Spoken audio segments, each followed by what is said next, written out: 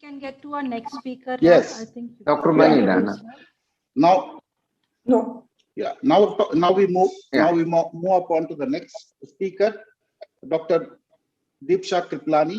She's a MD pathologist, and she has a fellowship in hemato-oncology and also a fellowship in clinical hematology.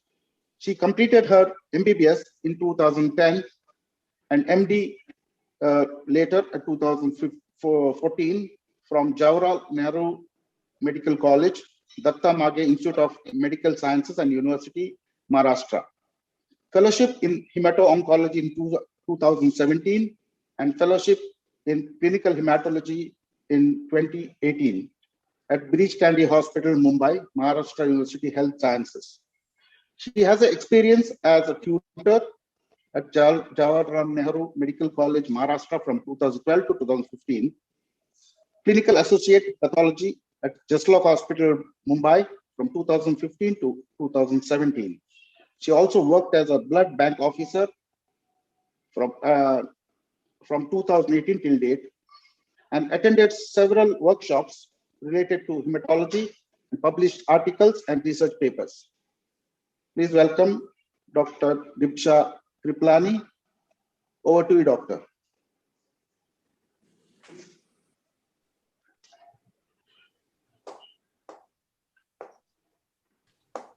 Before we start with Dr. Deepsha, can we just intervene for a few minutes? And Dr. Vanita would like to make some announcement. Let her continue. Now that it started, let her continue. After Dr. Deepsha, I'll talk. No right. problem. Okay. If you want to go ahead, I'm yet to share my screen. If you want me to hold on. No, you continue. I think Dr. Vanita, you can talk. Okay. If you want. Okay. Dr. Vanida, go ahead. You want me to talk first? Yes, Dr. Vanida, go ahead. Sorry, Deepsha, I'll just take No 5 problem minutes at all. if you don't No mind. problem at all. Okay. Hi, friends. Good afternoon. As you are aware, Dr. Santosh Kumar and Dr. Ihab Mekki started their monthly lectures on homeopathy 10 years ago with the support of Ultra Pharma. We have continued with these lectures since then with the continued support of Ultra Pharma, Boiron, and Lotus Institute under the guidance of Madam Amina. Now we feel it is time to launch a bigger platform, which involves the entire Middle East and not just UAE. That means mostly the Emirates of UAE. With this initiative, our vision is to create public awareness about homeopathy amongst all communities and nationalities residing here in UAE as well as in the other Middle Eastern countries. We propose to promote homeopathy to all strata of society, and our vision is to continue medical education for all the homeopaths of Middle East. With this in mind, a group of senior homeopaths of Middle East got together for a brainstorming session. There were nearly 20 participants, including representatives from Oman, Bahrain, and Qatar. This happened earlier this week. We got some excellent suggestions, which we would like to share with you, and we look forward to implementing with your support. Some of the ideas were Arabic orientation classes for all the practitioners in the Middle East, presentation about homeopathy in various community groups to create awareness, research programs and statistical data collection on homeopathic treatment and cases seen by the homeopaths, inviting doctors from different fields of medicine to attend our webinars to create awareness about homeopathy, encouraging the younger generation to promote and establish their practice. In UAE, we have been able to establish a place for homeopathy thanks to the initiative and tireless efforts of Dr. Sasan, Dr. Saifullah, and Dr. Wafa. Today, most of the clinics here are open to having a homeopathic practitioner. The insurance companies here are covering homeopathic consultations and medications, and modern medicine practitioners have started referring cases to homeopaths. We are truly grateful to the UAE authorities for their continued support and would like to create awareness about homeopathy with the authorities of other Middle Eastern countries. We stand by and support our homeopathic fraternity in other GCC countries and hope the authorities there too will follow the initiative taken by UAE and recognize and legitimize the practice of homeopathy and make medicines available to the practitioners there. Keeping this in mind, we have launched a YouTube channel under the name of Homeopathy Middle East, and Dr. Ritu will be posting the link. Please subscribe and follow. All the webinars held will be posted on this channel, and you can follow them and see them. Even the last few webinars will be posted on this channel, so all of you can follow them on this channel. Dr. Vanita, you want me to share screen for the homepage of the YouTube channel? Sure. Okay. 1 minute. Sorry, you can continue. I'll just put it across. We will also be forming a Homeopathy Middle East, that's a HME WhatsApp group. Please join the group with the link that will be created soon and posted on the UAE Homeopaths and group, and also we will share it with the other regional doctors so they can share with their groups. These groups will work in continuing with our webinars and posting webinars and creating awareness, and also share the link with other homeopaths, other doctors, and join us to help and spread the message of homeopathy in the entire region. Thank you. Dr. Ritu, you will share? No, I think I'll post it in the group only so that everybody can see and join. Okay, so this was just a short, I wanted to keep everybody updated on this group. So once we form the new group, we will send you a link. Please join the new group. We will continue our UAE Homeopaths group, but this is a bigger picture, a bigger forum for the entire region. And we do plan to make our presentations and with participation from the entire Middle East and not just UAE. So it's a initiative to expand homeopathy for the entire region. Thank you. Deepsha, Dr. Deepsha, you can start now. Hello, everyone. Can you hear me? Yes. And is my screen visible?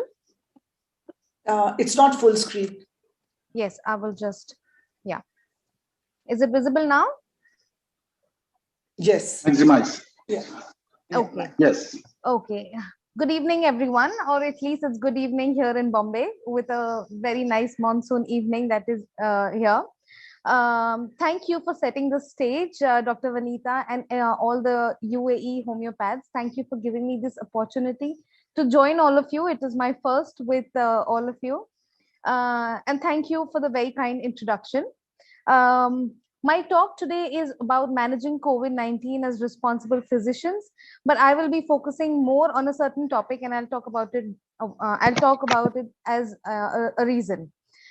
So from December 2019, when we first faced an enemy whose name we did not know, we have come a very long way, or at least it seems long. Humanity has been brought low by a very tiny assassin. In these 19 months, we have learned a lot, but we have also lost a lot. Around 1.5 lakh healthcare workers have died fighting this battle, and my talk today is dedicated in the memory of each and every one of them. My talk will be more focused on the light at the end of the tunnel, which we are finally seeing now, and that is the COVID-19 vaccination. The SARS-CoV-2 vaccine, and I have tried to keep it as current as possible. I hope my data has not changed in 1 day, but today I just read the news that the number of COVID cases in India has been the lowest in the second wave. So that is good news for all of us. The development of vaccine against SARS-CoV-2 within a year must rank as one of mankind's greatest scientific achievements. It is certainly the highlight of this pandemic because look, therapeutic wise, we are not doing too well. There are not too many swords in our quiver. We knew a certain drugs worked, but then they lost their significance with every new mutant that came. We have nothing that can really affect the course of this pandemic as much as this vaccine can. And that is why all the attention today is on this vaccine. However, delivering billions of doses of the vaccines which are already available across the globe will be one of the biggest logistic challenges that we have faced. As Dr. Ganesh already mentioned, the main aim of giving out this vaccine, the purpose of this vaccine is to prevent severe illness. It is to avoid hospitalization. And of course, the ultimate aim is to avoid COVID-related deaths. Something which we have seen a lot of, especially in the second wave.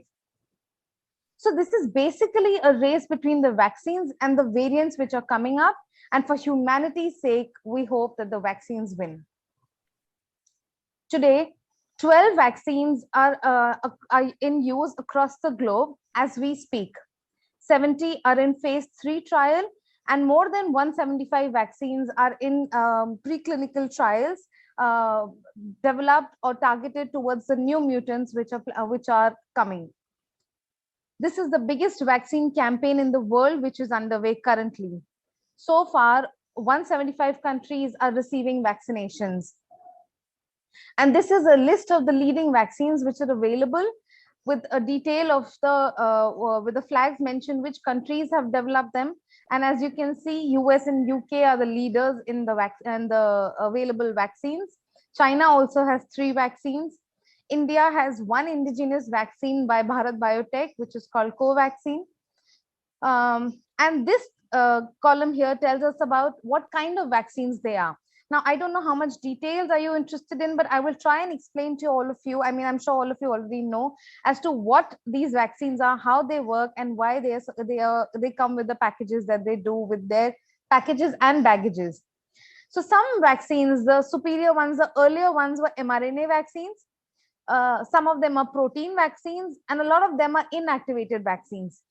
To summarize all of these are part of the virus, either in as a literal part of the virus, the mRNAs, or the inactivated forms of the virus, or a particular protein of the virus, which is basically introduced in our body.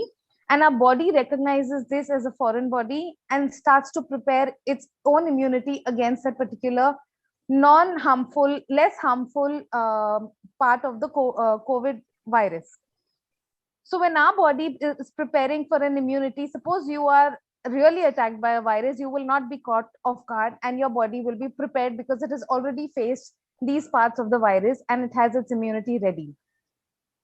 This is the basic principle by which these vaccines work. Now, there is a particular protein against of the virus that the vaccines act against, and they are called the spike proteins. And which is why today, if after vaccination you want to check whether you have developed a decent amount of immunity, you check for the antibodies to the spike protein, and that is what encourages you or makes you feel safe. The world crossed this landmark milestone on 5th February 2021, where the number of vaccines given were more than the number of COVID cases that occurred on that particular day. And that, in my opinion, is a tilt of the graph, a much awaited tilt of the graph that we are waiting for. The Bloomberg Vaccine Tracker is one app where you can all get recent updates on the status of the vaccines. And this is the world map of vaccines from yesterday. The darker the shade of green country is, the more the vaccination is happening in that particular country. India, sadly, as you can see, is not very dark, even though billions of doses are being administered every day, but compared to the density of the population of the country, the green is not as much. But UAE, as you can see, is doing quite fairly well. And with this in mind, I will try and answer all the common questions that have been asked to me, and I'm sure all of your patients are also asking you day in and day out, because now currently vaccine is the main concern and main thought on everybody's mind. So the first question, which is the most common question that everybody asks us, is which vaccine should I take? And the answer from the day the vaccines have come in has been the same. take the vaccine which is most easily accessible to you. Of course, in India, we are not lucky enough anymore to have a choice. We take whichever is available. But you in UAE have, I believe, 4 vaccines are available in UAE. But even amongst those, take the vaccine which is most easily accessible to you, or the vaccine which you can access the fastest. Because the aim ultimately is to achieve herd immunity. So avoid vaccine shopping and go ahead and take the first vaccine available. So this brings you to the next question, because this is the obvious thought that comes to you. I have 4 vaccines available to me. Which should I mean, if all of them are available to me on the same day, which is the best vaccine that I can take? Now, this is a question which is hard to say, because none of these vaccines actually have been compared head to head. Example, Moderna versus Pfizer, of course, was one of the most common vaccine comparison that has happened. In India, we have Covishield and Covaxin. Everybody is trying to see which of them is available, if both are available easily to them. The reason, and on this, I'll try and talk about the vaccine efficacy numbers and what do they actually mean.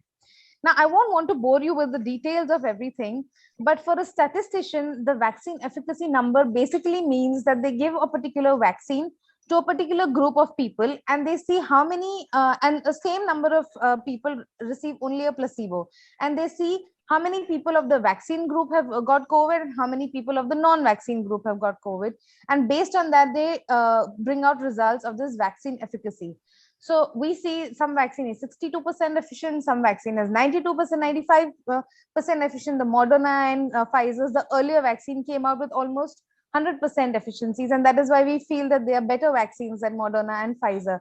But keep in mind this one factor, that each vaccine trial has been conducted in a different part of the pandemic, in a different phase, in a different place of the pandemic, and these factors really deeply affect the outcome of these trials. For example, the J&J vaccine was conducted in 3 places. It was conducted in US, in North America, and in Latin America and South Africa. And at the time when these trials were going on, the South Africa aspect of the trial was faced by a new mutant. That does not mean that the vaccine was not efficient or the vaccine had no effect on the mutant. It just means that the J&J had bigger burdens to deal with, and bigger hurdles to overcome. Whereas the earlier vaccines, the Moderna and the Pfizer, came out very early in the pandemic. At that time, no mutants were even out. So this study, which was done, has shown that these vaccine trials have been conducted at a time when there were no mutants, whereas the other vaccine trials have been conducted in the presence of mutants. But as you can see, they all show very fairly decent amount of efficiency.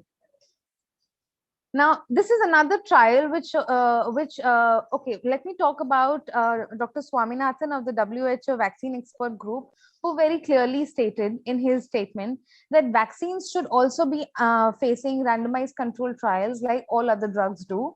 But in this state of desperation, we don't have that luxury of comparing vaccine to vaccine, and we should happily accept whichever vaccine comes to us, because as I said, the main aim of the vaccine is to avoid severe diseases. Now, whether that is 67% efficient or 97% efficient, they are all numbers which come with the vaccines. They should not be compared with each other. However, there is this one particular study which was done to compare the outcome of the vaccines, the results of the patients who have received different vaccines. And as you can see, hospitalization and severe diseases and death was prevented in all the patients who had received these different vaccines. So the bottom line is that the vaccine, any vaccine worth its salt, should keep you out of the hospital, should keep you out of the ICU, and should keep you out of the morgue. And that all vaccines are doing. So basically, they are all effective. Okay, so they are effective, but are they safe? We have also now heard of a lot of side effects that have come up with these vaccines. So far, they seem to be safe, and they seem to be remarkably safe. There are some safety signals that have come up, but a lot of them are false alarms. But remember that never before in history have such large number of people been vaccinated so rapidly. So vaccines will inevitably be associated with some very rare side effects. I'm not saying you dismiss these side effects, but very careful monitoring after a vaccination is required. So the question is whether these group of people, the immunodeficient people, people who are on immunosuppressants or on drugs like anticoagulants or antiplatelets, or people who have food allergies or have a lot of comorbidities or suffer with cancer, or for senior people for that matter, is the vaccine also safe for them? Well, the answer is yes, yes, and yes. A lot of my patients, since I deal with cancer patients day in and day out, have had their anxieties about taking vaccination in the middle of their chemotherapy. And believe me, in this in the past couple of months, all of our chemo patients have taken vaccination and have not faced any side effects despite being on chemotherapy at that current time. So this is a study that is looking into how safe a vaccine is in this critical group of immunosuppressed patients. And this is an answer we desperately need. They're looking into patients who are transplant patients, who have chronic liver diseases, even cancer patients, and we are waiting to see what the results are. But some of the side effects which have already come out, let me discuss those with you so that it's all out in the open and there's nothing that you are unaware of. One of the most common side effects that has come with vaccines is allergic reaction with vaccine. Now, this, to be fair, is a side effect with almost every vaccine. Allergic reactions are seen in, it's not a very common side effect, but it's seen in about 2.5% of the people who have received vaccination. They're mostly cutaneous. They are mostly occur within the first 7 days of the vaccine. This was a trial which was conducted to see how many people who have received vaccination got these cutaneous reactions, and they saw that only 2.15% people have got these cutaneous reactions. This is mainly because of the polyethylene glycol, which is a component of the vaccines, which is a carrier for the virus particles, which causes these cutaneous reactions. These reactions are seen with more with Moderna and Pfizer. But if you see, this is a part of the same trial. Now look, there is this cutaneous reaction this patient got after dose 1, but there was no recurrence after dose 2, and this disappears on its own. It's self-limiting within 7 days or so. And they're usually seen after the first dose when your body is very new to that kind of ingredients that are put into it. The other reaction which was seen, which is again not very common, but it was an ITP, immune thrombocytopenic purpura-like illness, which was seen mostly after the Moderna vaccine. You can see intense bruising on this patient, which happened within 7 days of the first shot. Axillary glands, prominent axillary glands were seen after the Moderna and the Pfizer vaccines more than the J&J vaccine. And again, these were seen mostly after the second dose in almost every 1 in 6 patients who have received these vaccinations. Now, and you know this is because of the vaccine, because you would always notice it on the same side of the vaccine.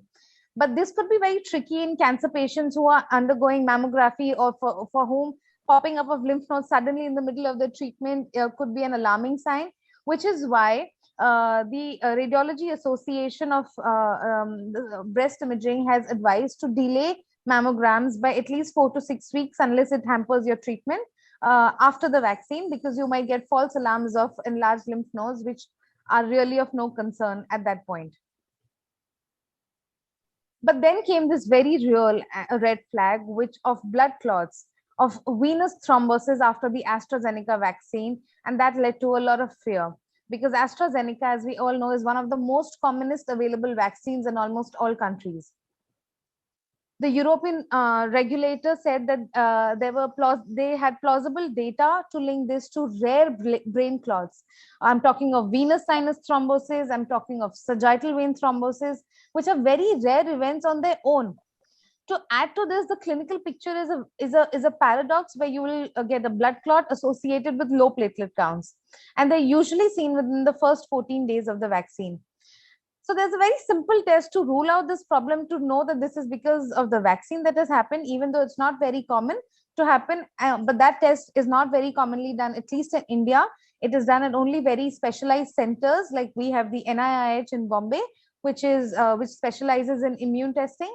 And the test is called platelet factor 4 antibody.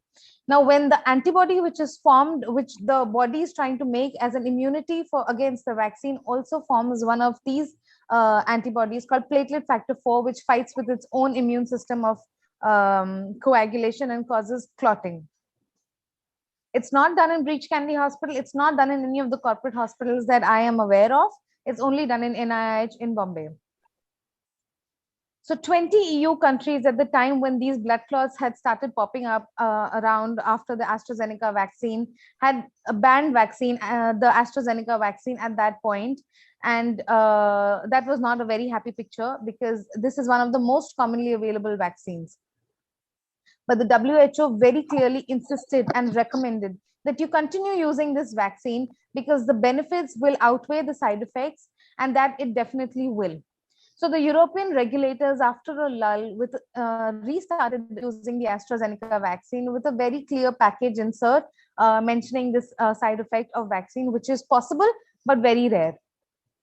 Though we have seen one patient of this is called VITT, vaccine-induced thrombotic thrombocytopenia. So in your patients, when they come to you, they ask you if you've taken a vaccine, what are the side effects that we are to look for? Ask them to look out for bruising, for bleeding, and for severe headaches, because these point towards a clot or a vaccine-related thrombocytopenic purpura. What is the treatment? Well, according to allopathy, paradoxically, you cannot use anticoagulants for this clotting because the mechanism of this clot is not an anticoagulant error. It is an immune response which is causing this problem. And so you have to give immunosuppressants, which are steroids, or immune regulators, which is IV immunoglobulins. And this is a shame. It is really sad, and it is a shame, as the AstraZeneca vaccine is the world's most widely deployed vaccine, as you know. It is being used in 175 countries. It is one of the cheapest vaccines which is available. It is one of the easiest vaccines to store. It is one of the easiest vaccines to give. So as Eric Topol of the FDA said, the world, the species depends on this vaccine. This is 2.5 billion people's worth of vaccine. So we really hope that we don't see too many more of these vaccine side effects along with AstraZeneca especially. The next question that a lot of people ask us, is there anyone who should not be vaccinated? Especially my cancer patients, all of them have asked me this question. Yes, there are a few people, a few criteria in which you might hold on to the vaccine for that particular time. Patients who have any acute illness, patients who have active COVID, and patients who have hypersensitivity to components of the vaccine, only to components of the vaccine. If they have general hypersensitiveness to a particular drug or a particular food product, that doesn't mean that they should avoid the vaccine. They should only avoid the vaccine if they are hypersensitive to the components of the vaccine. Having said this, let me also tell you that not many people are aware of the components of a vaccine, and a lot of my patients have already taken the vaccine and later realized that they were hypersensitive to one of those components like polyethylene glycol and all of that, but they have not faced, thankfully, any side effects or any anaphylactic reactions. At least this is what my experience is with my patients. A very, very important question with all the variants popping up is, will the vaccine work against the variants? Now, having said that, let us talk about the variants of concern, because there are a lot of variants, and RNA virus is known to produce variants. It is known to mutate on its own and better itself to become more and more stronger and come back with stronger variants.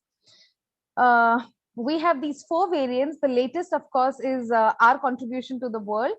The Delta variant, which was first detected in Maharashtra, but of course it is a global problem now. The reason why this is a variant of concern is because it has 2 mutations, both of them giving it superpowers to actually escape detection, and also gives it increased infectivity. If you ask us, we have seen more and more members of a family being infected. We have seen in this wave, younger people being affected, and which is why this Delta variant brings out a cause of concern.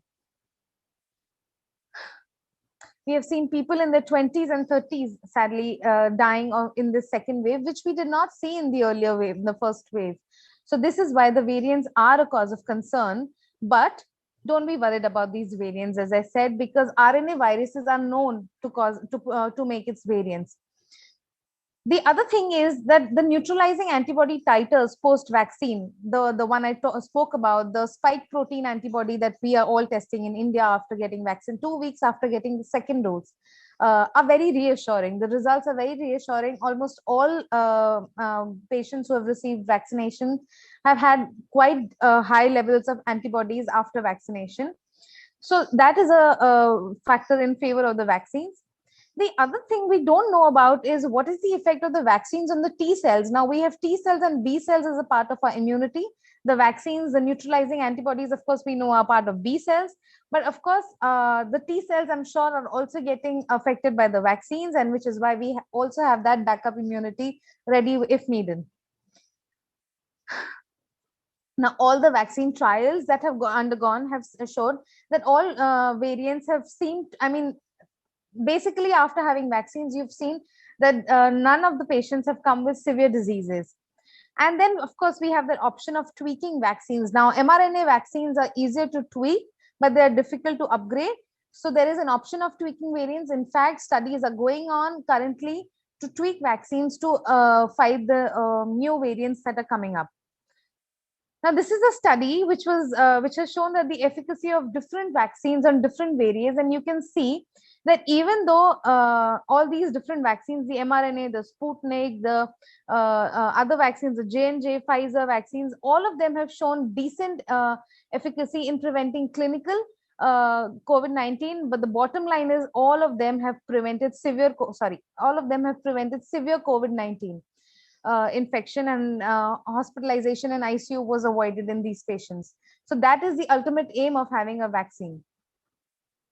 What can we do to combat these new mutants which are coming up? Of course, the first thing we have to, which is the aim, which is a global aim currently, is to vaccinate as many as fast as possible, to fast track and move to the next generation vaccines, which few companies have already invested in and have started developing. And these new next generation vaccines will be directed against not just the spike proteins, but other targets as well. And the third option, of course, we have is of tweaking the existing vaccines, which will be easier for us because they will be, so I have taken Covishield. I'm expecting a tweaked higher version of Covishield to come up and maybe take a booster dose to help me fight the new mutants which keep coming up. The next question that a lot of my patients have asked, and which was a topic of discussion till many days before in India, was when should I take my second dose? Because the guidelines keep changing, they're very confusing, and it's very clear that the answer to this question is not at all scientific. It is basically only practical and political, so that more and more people can take their first dose of vaccination based on the availability of the vaccines in that country. So WHO has recommended 8 to 12 weeks. CDC is saying 6 weeks. ICMR is saying 4 to 8 weeks. Now now it has increased to 12 weeks. And UK from the very beginning was trying to keep it at 12 weeks as a more practical approach so that more and more people could take their first dose of vaccination. But if you ask me, if I was given a choice of when I can take my second dose, I would have taken it at 4 weeks, because we have seen too many patients coming after their first dose of vaccine with severe infection, because the tendency we have seen, at least in the beginning of the vaccination drive, was that even after the first dose of vaccine, people were getting very confident. They had started avoiding to wear masks. They had started mixing in crowds because they felt that they had this pseudo satisfaction of immunity against COVID, but the first dose is not enough. And so I would prefer to take the second dose quickly and develop complete immunity, at least at that point, with that current status of mutants available, to avoid severe diseases. Another very, very common question, of course, now that people have finished the second dose of vaccines, they feel that can they take more than 2 doses and be completely protected so that they can go out for a holiday or something? At present, please do not do that. Most of the vaccines which are available today are designed as 1 or 2 doses. In fact, only Johnson & Johnson is 1 dose, but all the other vaccines are designed to be taken in 2 dose formats. It is unclear how much benefit these extra doses might incur, but they will definitely incur more side effects. The more local reactions are seen more. In fact, Dr. Fauci has proposed a 3rd dose, maybe in about a year's time from the last dose, to top up the antibodies, which might be more practical than taking a new vaccine at that time. Now, people in UAE, in UK and USA are fortunate to have a lot of vaccines available to them. So the question that they have is, can you combine vaccines? Again, at present, that is not the recommendation. Nobody is aware of the kind of side effects this will come up with, or the benefits this might incur. But there is a study ongoing in Lancet which shows that combining two vaccines, making a vaccine cocktail, might give you a higher immunogenic response, and you might have a better immunity. But this is definitely seen with more local reactions, with more fever, severe fever, arm pain, and local reactions after making cocktails of vaccines. There is, in fact, a trial going on with AstraZeneca in UAE, where they're trying to mix the first one dose of AstraZeneca and one dose of Sputnik vaccine to see what kind of results that show. Does that come with more immunogenicity and more antibody protection? But the results of it are not out yet. So we don't really know what is the kind of benefit that we can expect by combining vaccines. A very common question that was asked to a lot of us was, are these vaccines safe in pregnancy? And we have data now to show that yes, they are safe in pregnancies, but we have these data available only from the mRNA vaccines, which was conducted in a lot of trials in US and UK.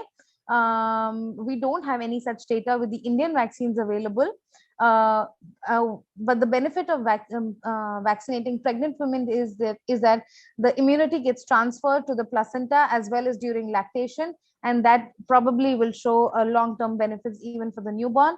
Again, we are not aware of any such side effects because this is a very recent information that has been available to us.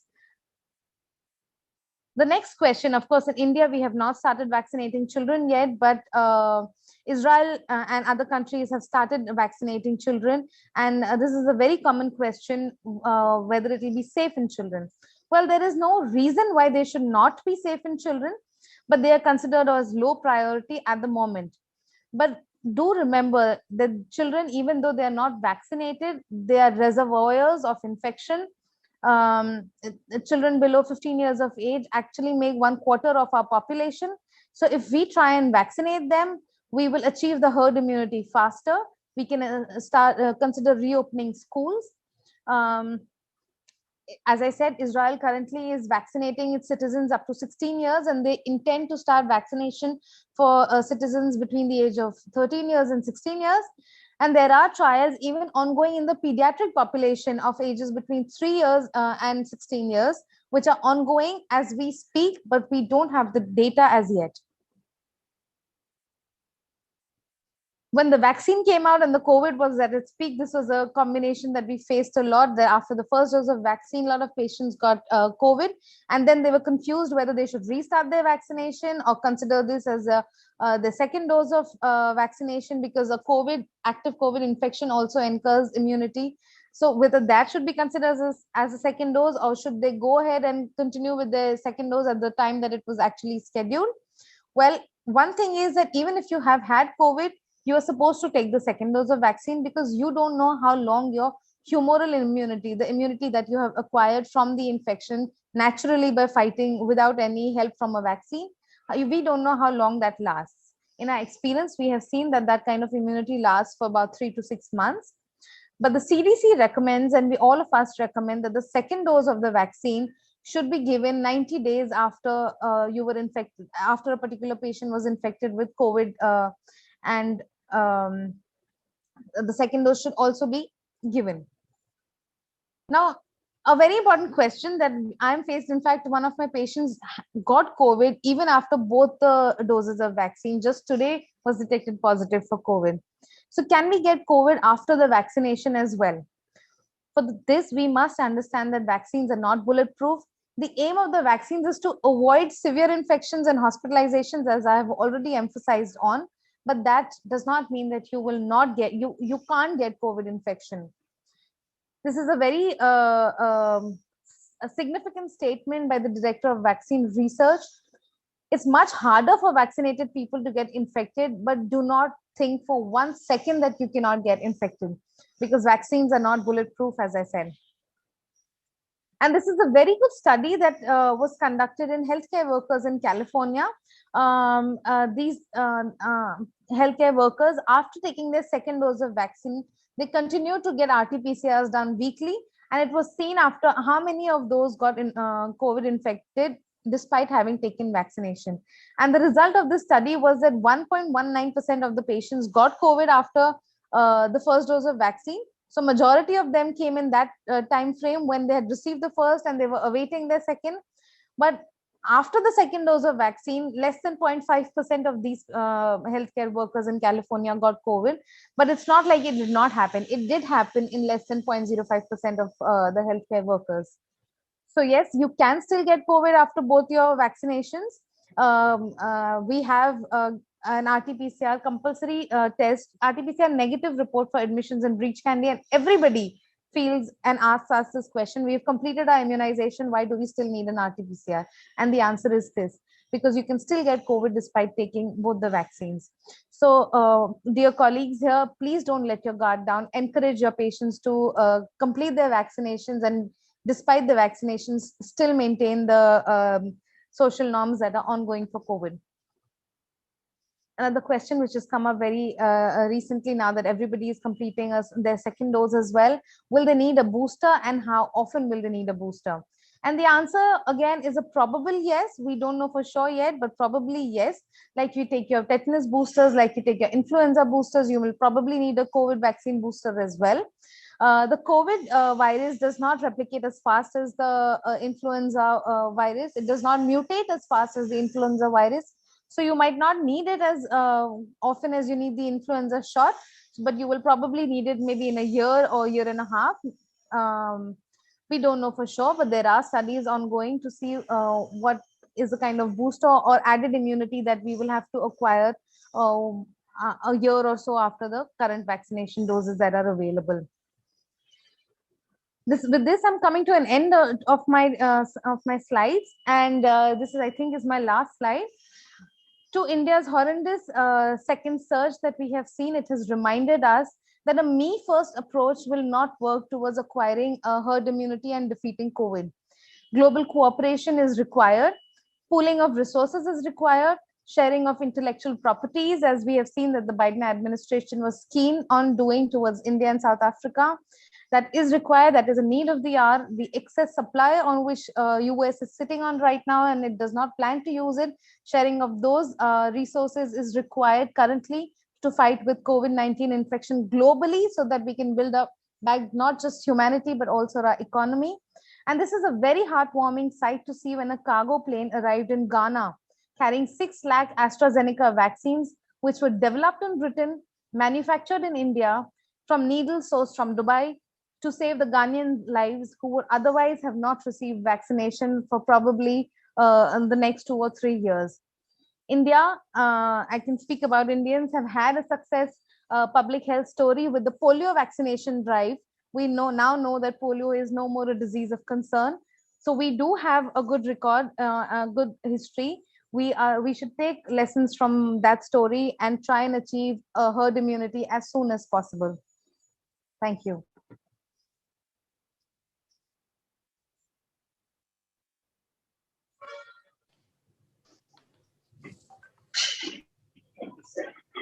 Dr. Alphonse, please take over. Yeah, thank you, Dr. Deepsha Kriplani. Anybody with questions? We can take up questions now. I think Dr. Vanita's posted a question. Yeah. So probably can read that out.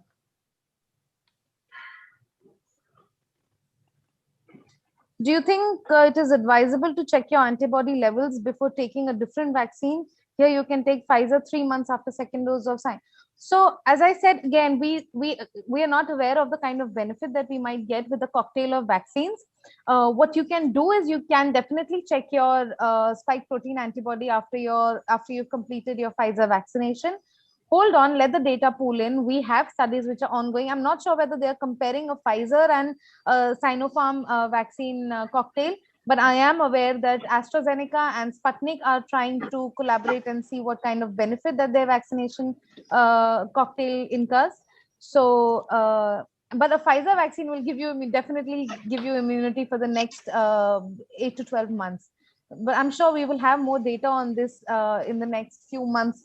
So you will have a better idea of what can be done and what should be avoided. Because is vaccine induced COVID more harmful than original to others? Definitely not. Vaccine does not induce COVID. Vaccine does give you fever, which is one of the very common side effects, but that happens with mostly all vaccines. These vaccines, as I already have emphasized on, are made up of bits and pieces of the original virus, but these bits and pieces are deactivated, made harmless, to make our body see what kind of give us a preview of what kind of enemy we might face, and at some point in the future, if we do face the infection, our body is not caught off guard. We are prepared with our own immunity to fight the infection, and that is the purpose of the vaccine. So vaccine does not induce COVID, but the fever that vaccine induces is not at all harmful. It is the most you will have is 2 to 3 days of a fever, which is nothing that a paracetamol can, or I'm not sure what homeopathic treatments are available, but nothing that you can't very easily tackle.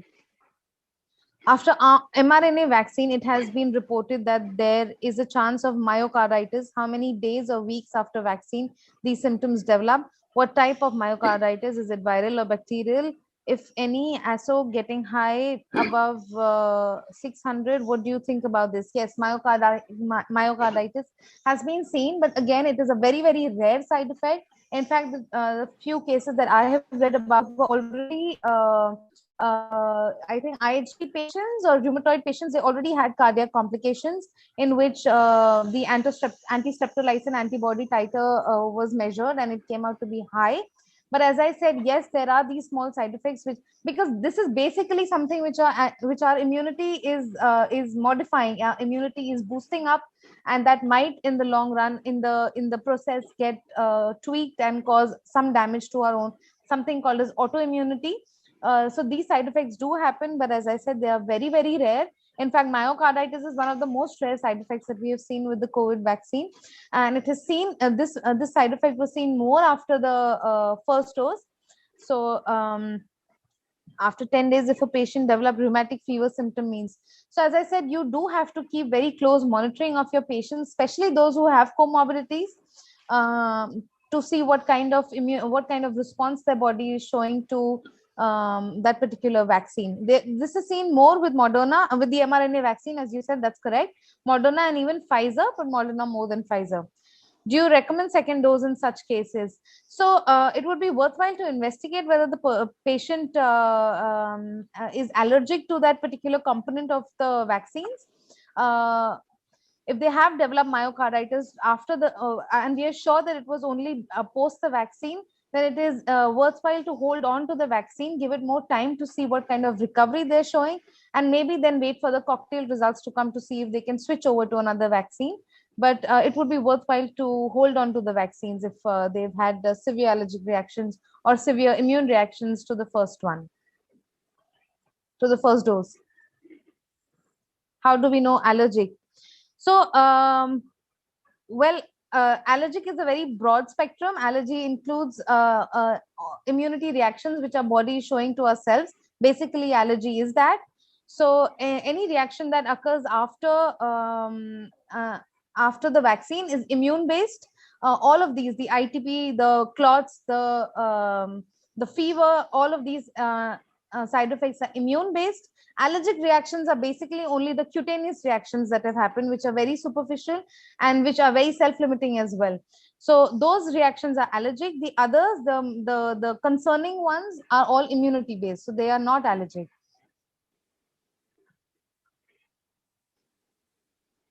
Should we consider the age when you select the vaccine? Not at all. In fact, the vaccination drive started with seniors.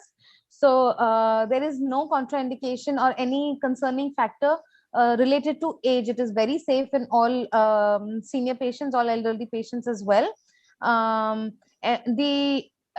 India, the co-vaccine, which is considered more immunogenic, possibly seen with lesser side effects.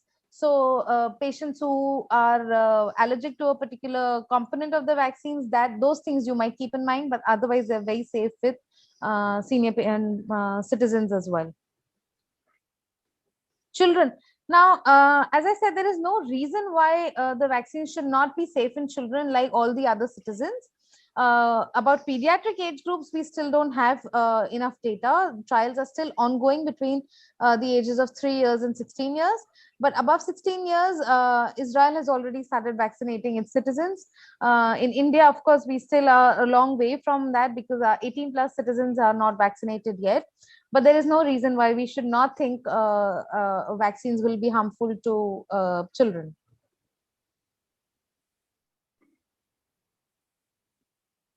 How will come to know person is sensitive to ingredients of vaccine? So if you have taken any previous vaccines in the past and have had reactions to them, you might want to check with the components of those vaccine and know that you are sensitive to the, but you must, I mean, someone who is sensitive to a particular component of a vaccine already knows of it because they've had vaccines. Polyethylene glycol, as I said, is one of the components which a lot of people are allergic to, and which is one of the components which is most commonly used in most other vaccines as well. So if someone is allergic, they will know of it. But if there's some other component that a new allergy has popped up and you were not aware of it, then we will find out about it now, unfortunately. Is it safe to advise a woman to take vaccine if she is on infertility treatment? Last question we'll take, yeah. If she's on infertility treatment. Now, again, what kind of infertility treatment is are we talking about? Are we talking about hormonal treatment, or are you asking me specifically about hormonal treatment? Dr. Srilekha, yes, hormonal. So with hormonal treatment, in fact, hormonal treatment is also a part of cancer treatment. As I said, it is not a it is not a contraindication to vaccinate while the patient is on any kind of hormonal treatment.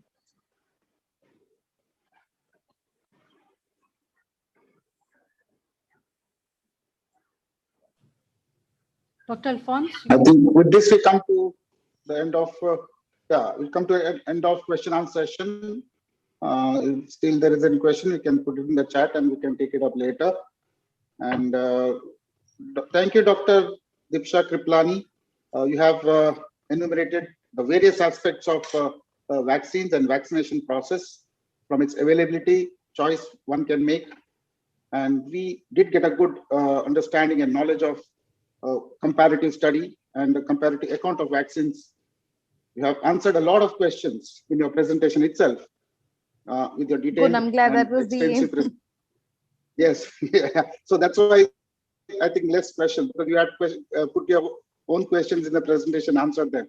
So that's the best way. I think we have elevated our concerns. A great understanding of the vaccines we have got today. Also, you have covered the probable complications and side effects, which would have been a major concern for all of us. And especially when we encounter patients, they come up with a lot of questions, which sometimes we are not able to answer with authority. So now we have good knowledge, so we can explain to them what and how and every aspect of vaccination. Mainly allergies and thrombosis, you have clarified clearly. Your clarifications on who should take the vaccine has given some knowledge of us to our practitioners. So thank you, Dr. Deepsha Kriplani, for giving a much clearer view of and understanding on the subject of vaccination. Thank you so much. It was wonderful having you. Thank you. Thank you, UAE Homeopaths, for giving me this platform of sharing and discussing with all of you. Mr. Alpesh, for sparing your time. Thank you very much. And we will get back to you and look forward to a positive response from you as well. Okay. Yes. So I think we will wind up the session for today. And I would like to thank all the participants. So many new participants which were there. I mean, I'm surprised and I'm very happy that they were part of our journey today. And a special thanks to Dr. Deepsha. I think Dr. Ganesh has already left. He was an excellent speaker too. And Dr. Deepsha, who spared us her time, valuable time. And the FAQs that were answered, that was invaluable for all of us to answer queries from our patients as well. And I think it's a very good session to circulate amongst our circle also, to have a heads up on the latest right queries answered, FAQs which are there, just what they should know about COVID, to help them, be on the right track. And second thing, I definitely agree that a lot of homeopaths, they don't believe in vaccine. Yes, that is true. And a lot of them believe also that some of them take, some of them do not take, but that is a personal choice altogether. But this session was more so for our education, because we need to educate ourselves in the latest technology, the right technology, and all the advancements which are there happening in the government sectors at an international level, because that knowledge is also very important for us to comprehend and work with the patients accordingly. So it was just for information's sake. Rest all is everybody's personal choice. I'm sure they can all consider, but it was a very informative session for all of us, and I'm sure all of you would agree with that. And another thing which Dr. Vinita had highlighted was the Homeopathy Middle East group. So I think we will come up with that. We will post something in the UAE Homeopaths also, what exactly it is, and we will form a WhatsApp group, and you all can join through that link and be part of that group and contribute your services, your ideas, your thoughts towards growth of homeopathy in Middle East. And of course, as she mentioned, that we will be having a YouTube channel. So I will just quickly share the homepage of the YouTube channel that will be there. Just a moment. Can you all see this? Are you able to see the homepage? Yes, yes. Okay, so this is the homepage, the link of which I will be sharing to each one of you. So please, I would request you to go through that and subscribe the channel. And you can also circulate this amongst your other circles as well, because we want maximum subscribers to promote homeopathy in more regions and more communities as well. So we will be uploading all our videos on this channel. So all those doctors who've been asking me for the recordings of the previous seminars and all, soon you'll be finding all these recordings on this channel. So you can log into this channel and view the recordings at your own convenience. So for the next session, I think August, we would all take a break, because I think everybody would be traveling, or it's a vacation time. We will get back together in September now. And till then, we will communicate through our WhatsApp group and everything else. So thank you so much, all of you, for being here today. And look forward to the next session in September. Thank you so much. Thank you. All right. Thank you. Thank you. Thank you It's for been wonderful. Okay. Thank you, Dr. Ritu. Okay. Thank you. Thank you. Thank you, Dr. Ritu. Thank you.